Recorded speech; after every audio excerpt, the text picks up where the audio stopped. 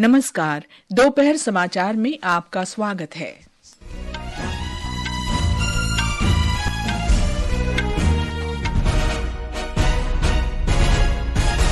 प्रधानमंत्री नरेंद्र मोदी ने 3 नए अपराध कानूनों के सफल क्रियान्वयन को राष्ट्र को समर्पित किया। राष्ट्रपति द्रौपदी मुर्मू ने दिव्यांगजनों के सशक्तिकरण के लिए राष्ट्रीय पुरस्कार प्रदान किए। उन्होंने कहा कि दिव्यांगजनों को सहानुभूति की नहीं बल्कि सम्मान की जरूरत है। 5 दिन के गतिरोध के बाद संसद के दोनों सदनों की कार्यवाही सामान्य रूप से शुरू। केंद्रीय कृषि तथा किसान कल्याण मंत्री शिवराज सिंह चौहान ने कहा, केंद्र ने पिछले 10 वर्ष में न्यूनतम समर्थन मूल्य में लगभग 3 गुना वृद्धि की। और थाईलैंड में भारत के पवन काम्पेली ने एशियाई ई स्पोर्ट्स खेलों की ई फुटबॉल स्पर्धा में पहला पदक जीता।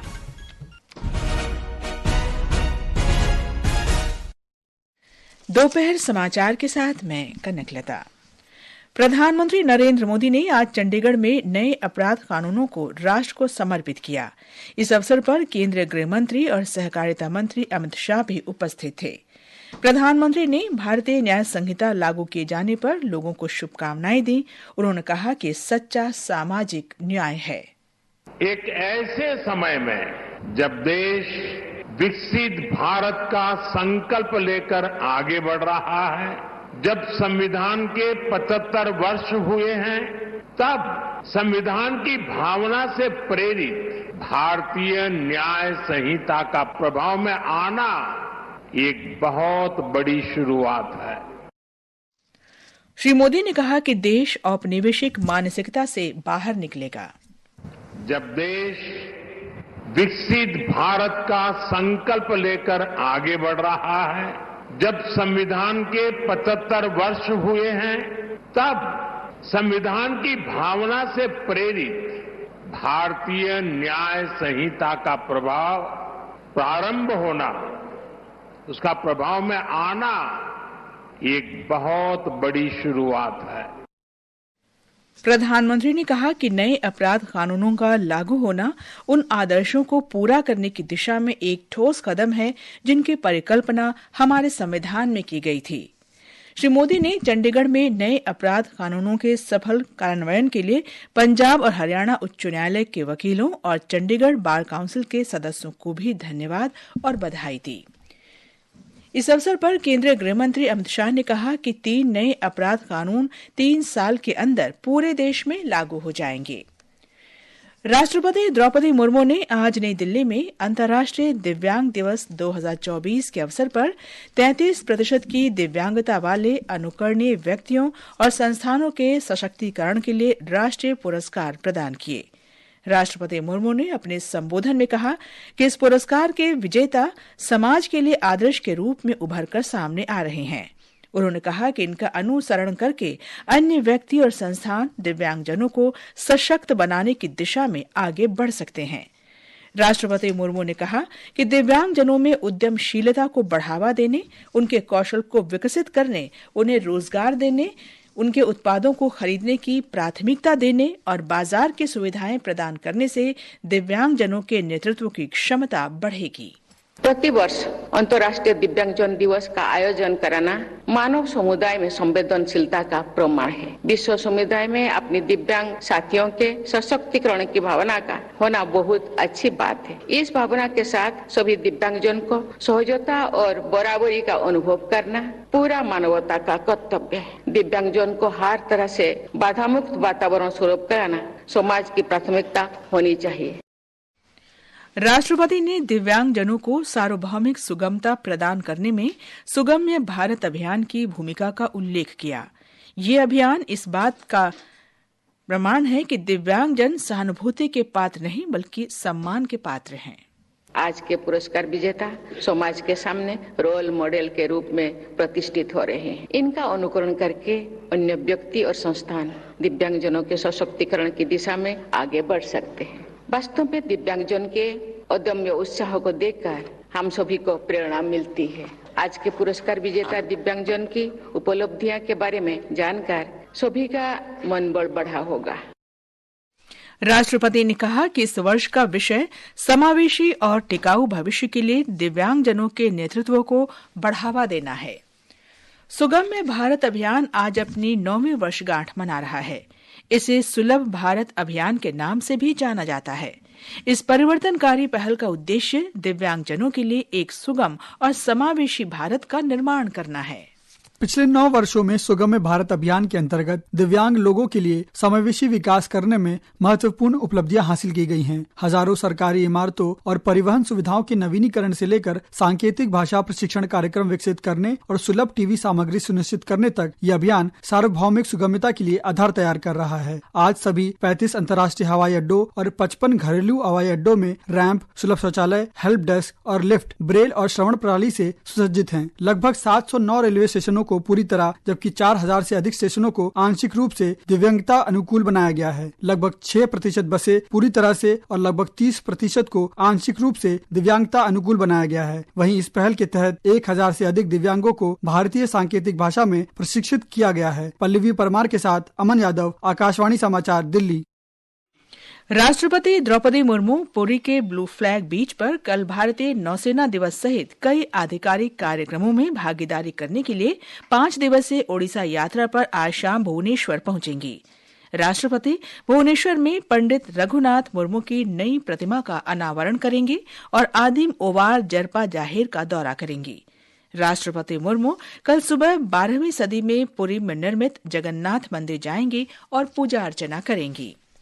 ये समाचार हमारी वेबसाइट www.newsonair.gov.in और हमारे न्यूज ऑन एआईआर ऐप पर भी उपलब्ध हैं। दोपहर समाचार में आपका फिर स्वागत है। संसद के दोनों सदनों की कार्यवाही सरकार और विपक्ष के 5 दिन के गतिरोध समाप्त होने के बाद आज सामान्य रूप से शुरू हुई। लोकसभा और राज्यसभा में प्रश्नकाल और शून्यकाल के दौरान सार्वजनिक महत्व के मुद्दों को उठाया गया। लोकसभा में सदन की कार्यवाही जब शुरू हुई तो विपक्षी दलों ने उत्तर प्रदेश के संभल जिले में हिंसा और प्रतिष्ठित व्यापारिक समूह के विरुद्ध कथित रिश्वत के मामलों सहित विभिन्न मुद्दों पर विरोध प्रदर्शन करते हुए कुछ समय के लिए वॉकआउट किया। विपक्षी सदस्यों ने उन मुद्दों को उठाने की कोशिश की, लेकिन उन्हें अनुमति नहीं दी गई। अध्यक्ष ओम बिरला ने उन्हें शून्यकाल के दौरान इन मुद्दों को उठाने को कहा। कांग्रेस, समाजवादी पार्टी, द्रविड़ मुनेत्र कड़गम और अन्य दलों के सदस्यों ने शोर शराबा किया। राज्यसभा में समाजवादी पार्टी के सांसद प्रोफेसर राम गोपाल यादव ने इस मुद्दे को उठाया और इस मामले में राज्य पुलिस की मनमानी का आरोप लगाया। उन्होंने कहा कि घटना में 5 लोग मारे गए हैं और 20 लोग घायल हुए हैं। समाजवादी पार्टी और तृणमूल कांग्रेस के सदस्यों ने इस मुद्दे का विरोध करते हुए राज्यसभा से कुछ समय के लिए वॉकआउट किया। संसदीय कार्य मंत्री किरेन रिजिजू ने कहा है कि देश को प्रभावी ढंग से चलाने के लिए संसद की कार्यवाही का सुचारू रूप से चलना आवश्यक है। देश को चलाने के लिए भारत का संसद चलना बहुत जरूरी है। एक चीज है जो बहुत सा लोगों को पता नहीं है, पार्लियामेंट ठीक से अगर नहीं चलेगा तो उसमें सबसे ज्यादा नुकसान देश को होता है और ऑपोजिशन एमपीज को होता है। संसद को इस तरीके से बाधित करना और डिस्ट्रप्शन करना ये देश हित में भी नहीं है। पार्लियामेंट को डिस्टर्ब करना ये ऑपोजिशन एमपीज का बड़ा नुकसान हो रहा है और देश का तो नुकसान है ही। श्री रिजिजू ने कहा कि लोकसभा में 13 और 14 दिसंबर को तथा राज्यसभा में 16 और 17 दिसंबर को संविधान पर चर्चा होगी। केंद्रीय कृषि एवं किसान कल्याण मंत्री शिवराज सिंह चौहान ने कहा है कि केंद्र ने न्यूनतम समर्थन मूल्य में लगभग 3 गुना वृद्धि की है। आज लोकसभा में एक पूरक प्रश्न के उत्तर में श्री चौहान ने कहा कि यूपीए सरकार के दौरान चावल का न्यूनतम समर्थन मूल्य 1310 रुपये प्रति क्विंटल था, जिसे बढ़ाकर 2300 रुपये प्रति क्विंटल कर दिया गया है। इस सरकार ने लागत पर 50% लाभ तय करके न्यूनतम समर्थन मूल्य तय किया है और मैं एक वानगी माननीय अध्यक्ष महोदय दिखाना चाहता हूं।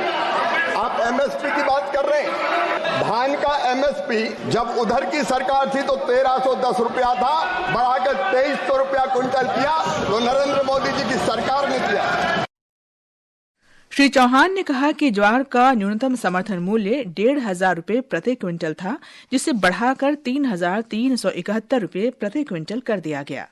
बाजरे की कीमत 1250 रुपये से बढ़ाकर 2625 रुपये प्रति क्विंटल और रागी की कीमत 1500 रुपये से बढ़ाकर 4269 रुपये प्रति क्विंटल की गई है। केंद्रीय स्वास्थ्य मंत्री जगत प्रकाश नड्डा ने कहा है कि सरकार देश में प्राथमिक स्वास्थ्य सेवा सुविधा को मजबूत करने के लिए लगातार काम कर रही है। राज्यसभा में आज प्रश्नकाल के दौरान एक पूरक प्रश्न का उत्तर देते हुए श्री नड्डा ने कहा कि भारत में लगभग 1,73,000 आयुष्मान आरोग्य मंदिर स्थापित किए गए हैं। महिला और बाल विकास मंत्री अन्नपूर्णा देवी ने कहा है कि सरकार महिलाओं के विकास के प्रति वचनबद्ध है। सरकार महिला नेतृत्व वाले विकास की दिशा में आगे बढ़ रही है। नई दिल्ली में एक संवाददाता सम्मेलन को संबोधित करते हुए उन्होंने कहा कि प्रधानमंत्री का दृष्टिकोण हर क्षेत्र में महिलाओं को नेतृत्व का अवसर प्रदान करते हुए महिला केंद्रित विकास हासिल करना है। लोकसभा और राज्य के विधानसभाओं में 33% आरक्षण देकर महिलाओं को समृद्ध और महिलाओं को डिसीजन मेकिंग हम बनाना चाहते हैं, ताकि वो राज्य और देश के सर्वोच्च संस्था में बैठकर के वो देश को आगे बढ़ाने के लिए निर्णय कर सके। जम्मू कश्मीर में श्रीनगर के बाहरी इलाके दाचेगम के जंगलों में जारी आतंकरोधी कार्रवाई में आज सवेरे एक आतंकवादी मारा गया। इससे पहले सुरक्षा बलों ने कल देर रात आतंकवादियों की मौजूदगी की सूचना मिलने पर इलाके में अभियान शुरू किया था। सेना के प्रवक्ता ने बताया कि जंगलों में अभियान जारी है और आतंकवादियों को रोकने के लिए सभी प्रवेश और निकास को सील कर दिया गया है। ये समाचार हमारी वेबसाइट www.newsonair.gov.in और हमारे न्यूज ऑन एआईआर ऐप पर भी उपलब्ध हैं। दोपहर समाचार में आपका फिर स्वागत है।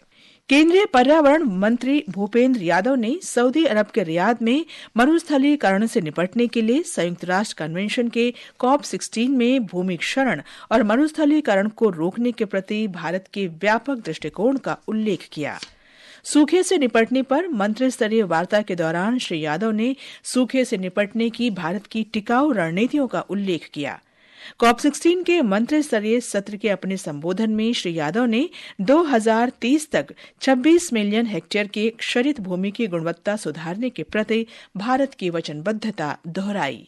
It was during India's presidency at COP14 that became a pivotal moment in our journey. We were proudly presented our commitment to restoring 26 million hectares of degraded land by 2030 and announced the setting up of a Center of Excellence on Sustainable Land Management in India to promote a scientific approach towards land degradation issues and to help India and share India's expertise with other countries. Israel और Hezbollah के बीच युद्ध विराम सोमवार को असफल हो गया। Israel ने संघर्ष विराम समझौते के बाद लेबनान में अपना सबसे बड़ा हवाई हमला किया, जिसमें 11 लोगों की मौत हो गई। यह हमला ऐसे समय में हुआ है जब हिजबुल्लाह ने अमेरिका और फ्रांस की मध्यस्थता में हुए समझौते के कथित इजरायली उल्लंघनों के जवाब में मिसाइल दागे। हमला माउंट डोव के आसपास के क्षेत्र में हुआ, जो एक विवादित क्षेत्र है जहां लेबनान, सीरिया और इजरायल की सीमाएं मिलती हैं। 60 दिवसीय युद्ध विराम समझौते के अंतर्गत दक्षिणी लेबनान से हिजबुल्लाह और इजरायल की सेना की वापसी अनिवार्य थी। राष्ट्रपति द्रौपदी मुर्मू और प्रधानमंत्री नरेंद्र मोदी ने आज देश के पहले राष्ट्रपति डॉक्टर राजेंद्र प्रसाद को उनकी जयंती पर श्रद्धांजलि दी है। प्रधानमंत्री मोदी ने एक सोशल मीडिया पोस्ट में कहा कि डॉक्टर राजेंद्र प्रसाद ने संविधान सभा के अध्यक्ष के रूप में भारतीय लोकतंत्र की मजबूत नींव रखने में अमूल्य योगदान दिया।